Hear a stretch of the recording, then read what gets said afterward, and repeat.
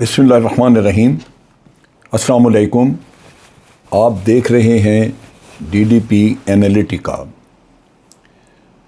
Prime minister Imran Khan, ex prime minister Imran Khan शुरू दिन से ही, जब से कि उनके ख़िलाफ़ नो कॉन्फिडेंस मोशन का किस्सा चला, वो कहते रहे कि ये एक अमेरिकन साजिश है जिसके तहत ये सारा काम किया गया।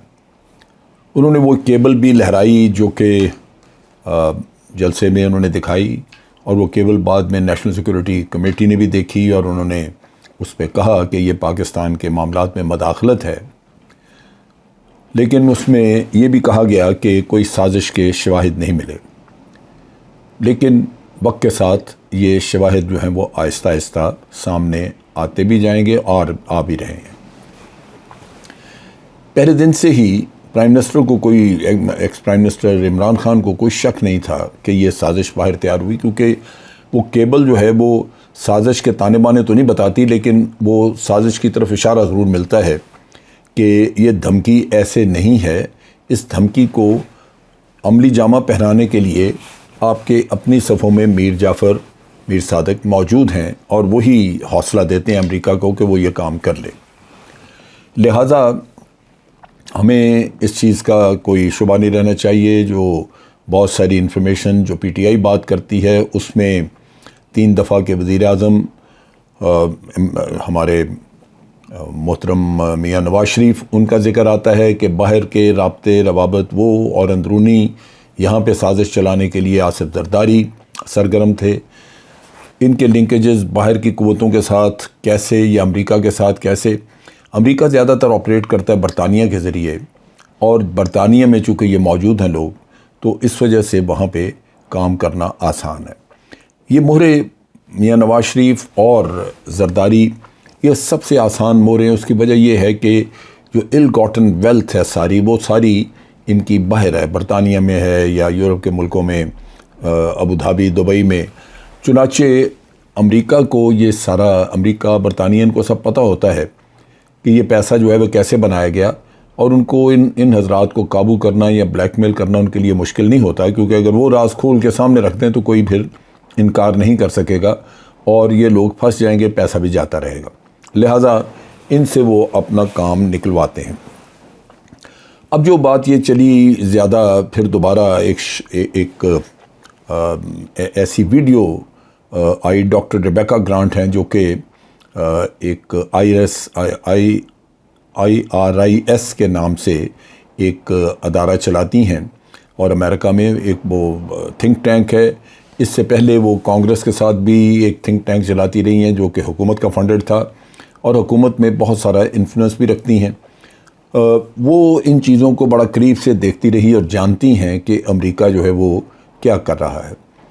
उन्होंने अपने एक फॉक्स न्यूज़ को टेलीविज़न प्रोग्राम में, इंटरव्यू में ये कहा कि पाकिस्तान के वज़ीर-ए-आज़म को जो 2 हफ़्ते पहले निकाला गया, वो बुनियादी तौर पे अमेरिका ने मैनेज किया इसी वजह से कि पाकिस्तान अमेरिका की लाइन टो नहीं कर रहा था। 3 चीज़ों का उन्होंने जिक्र किया, और उन्होंने कहा कि ये पाकिस्तान को अब भी मैसेज यही है कि उन्होंने इन 3 चीज़ों पे काम करना है।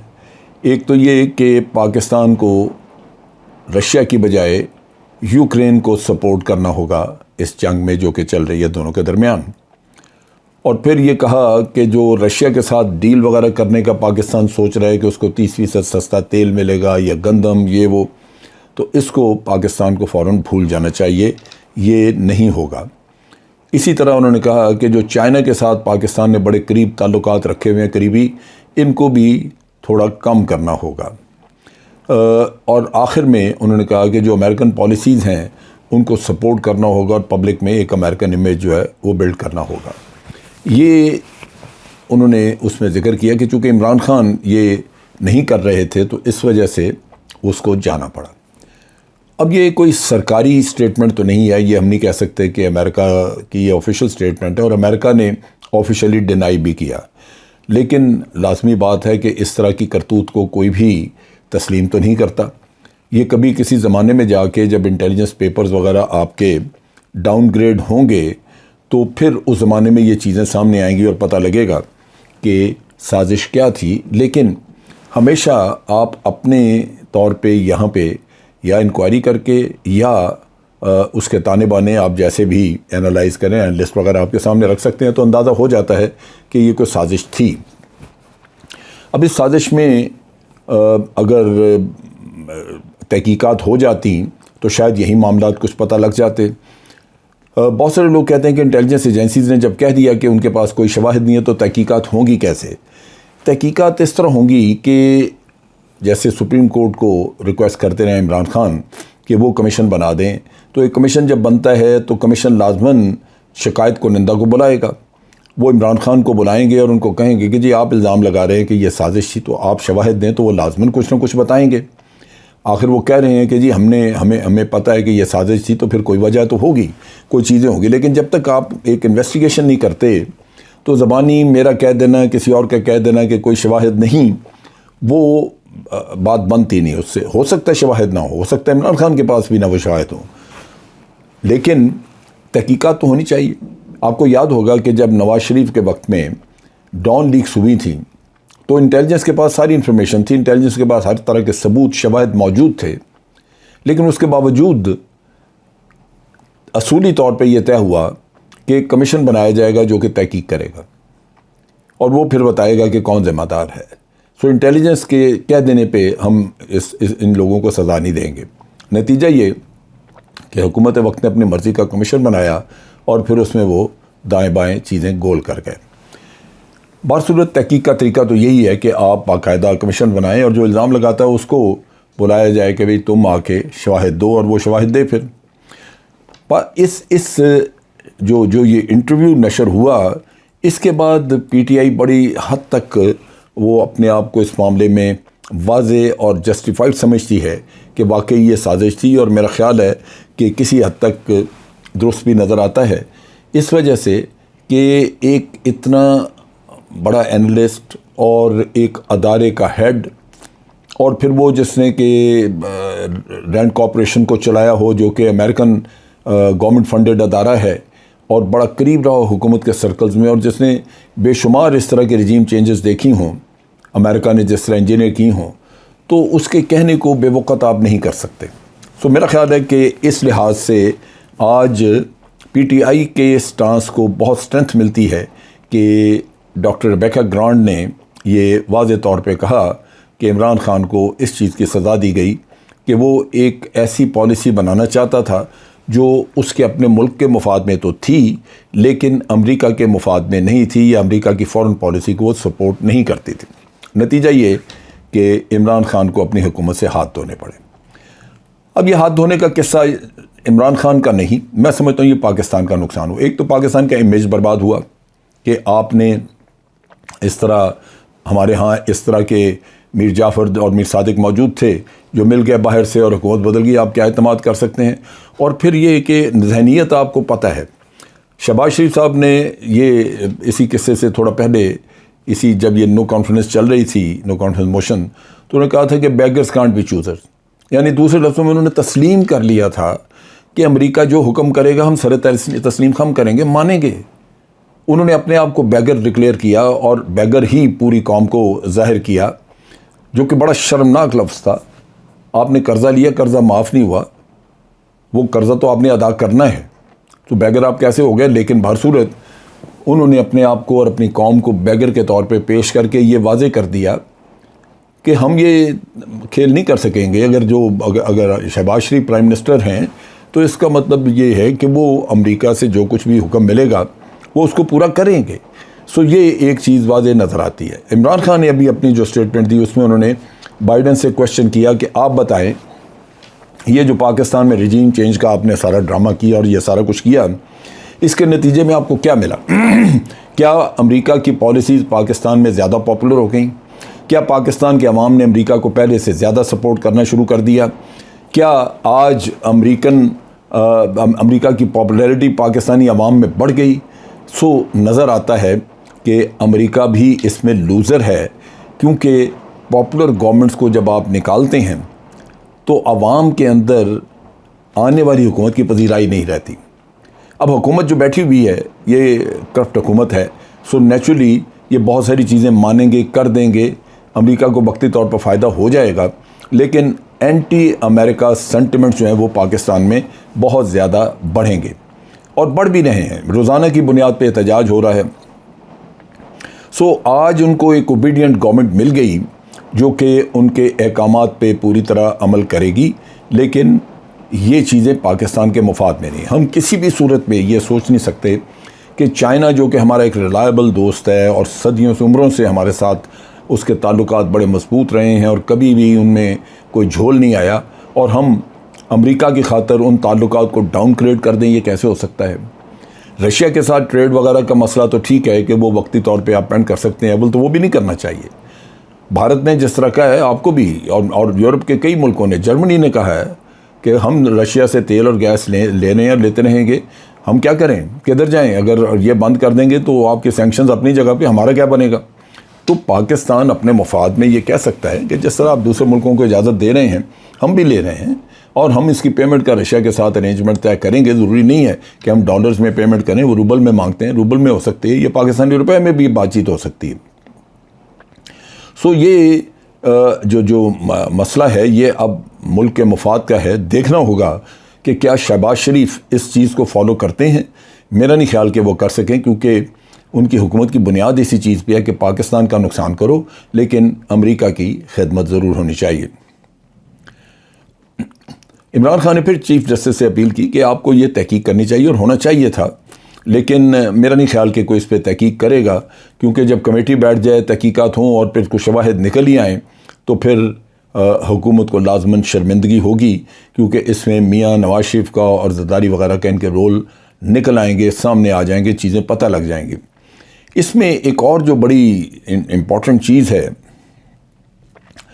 ये एक किताब का तस्करा भी इन्हीं दिनों बहुत ज़्यादा हुआ।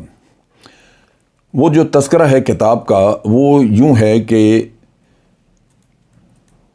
ये एक किताब मार्केट में आई, नो एग्जिट फ्रॉम पाकिस्तान इसके नाम से।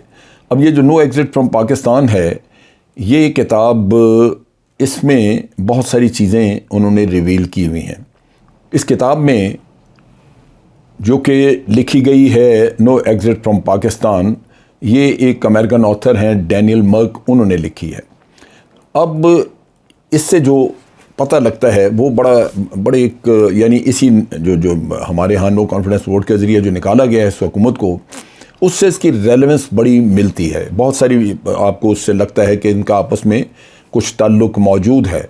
दूसरे लफ्ज़ों में ये आपको अमेरिका की थिंकिंग बताती है, उनकी जहनीत बताती है, और फिर उस हमारे सोच को तक़वियत मिलती है कि अगर जहनीत वो है तो आज शवाहिद आपको सामने आए ना आए, लेकिन इमरान खान को निकालने में लाजमन अमेरिका का कुछ रोल है या बहुत रोल है। वो ये कहता है कि पाकिस्तान से हम निकल नहीं सकते, हम पाकिस्तान को छोड़ नहीं सकते, हमें पाकिस्तान को किसी न किसी तरह उसके ऊपर अपना कब्जा रखना है, काबू रखना है उस पर।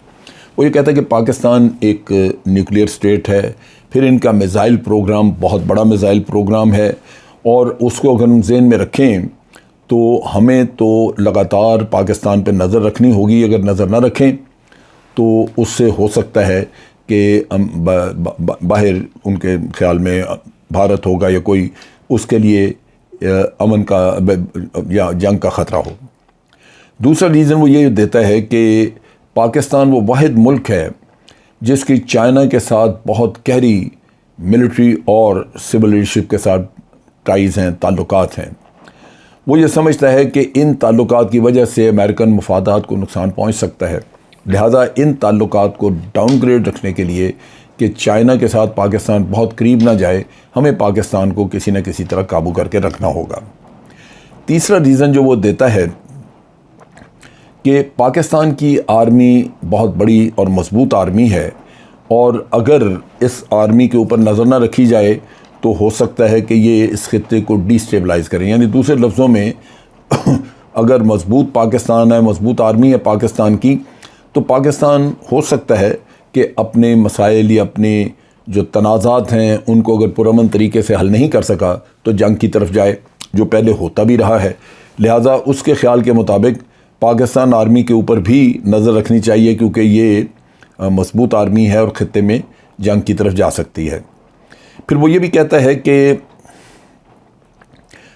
पाकिस्तान आर्मी के ऊपर नज़र रखना इतना आसान नहीं होगा, उसके लिए नेचुरली वो ताल्लुकात वगैरह डेवलप करेंगे।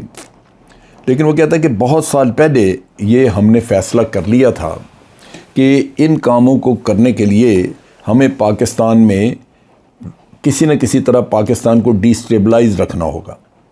उसकी वजह क्या है? एक तो ये कि पाकिस्तान को नहीं चाहता अमेरिका कि वो बहुत मजबूत हो कि भारत के मुकाबले में खड़ा हो सके, लिहाजा उसको थोड़ा डिस्टेबलाइज रखेगा, बदअमनी रहेगी, तरक्की की तरफ नहीं जा सकेंगे। कभी को 2 हथियार दे दिए, कभी बंद कर दिया।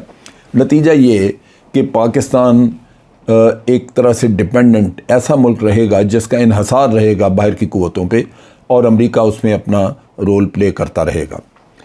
अब यहाँ पे वो इंस्टेबिलिटी या डिस्टेबलाइज करने के लिए उनको हमारी सरजमीन पे कुछ ना कुछ रसाई चाहिए। वो ये कहता है कि हम पहले भी डिस्टेबलाइज करते रहे हैं और आइंदा भी हम कर सकेंगे, और उसकी टेक्निक यही होगी कि हम बिल आखिर पाकिस्तान की लीडरशिप, जो कि इसमें बिकाऊ माल बहुत ज़्यादा है, हम उनको ख़रीद लेते हैं, ख़रीदेंगे, ख़रीदते रहे हैं पहले भी, और इस तरह हमें पाकिस्तान को डिस्टेबलाइज करने में आसानी होगी। अब चीज़ ये है कि ये सारा कुछ मौजूद है, और इसके बाद भी अगर हम अपनी आँखें बंद रखें तो बड़ी ज़्यादती होगी। ये हुकूमत जो आ चुकी है, इससे तवक्कुआत ये नहीं है कि वो पाकिस्तान की हाकमियत और ख़ुद मुख्तारी को उस तरह दिफा करेगी जिस तरह की पहली हुकूमत कर रही थी।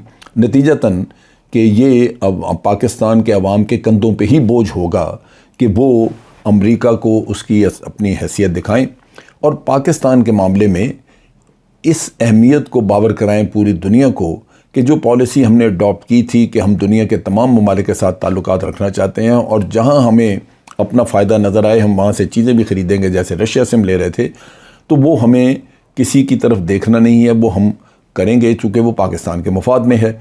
और इसके लिए अगर किसी मुल्क को कोई तकलीफ़ है, कोई नाराज़गी है, कुछ और है, तो वो हमसे बातचीत करे, हम उनके शकूक व शुबहात दूर करेंगे।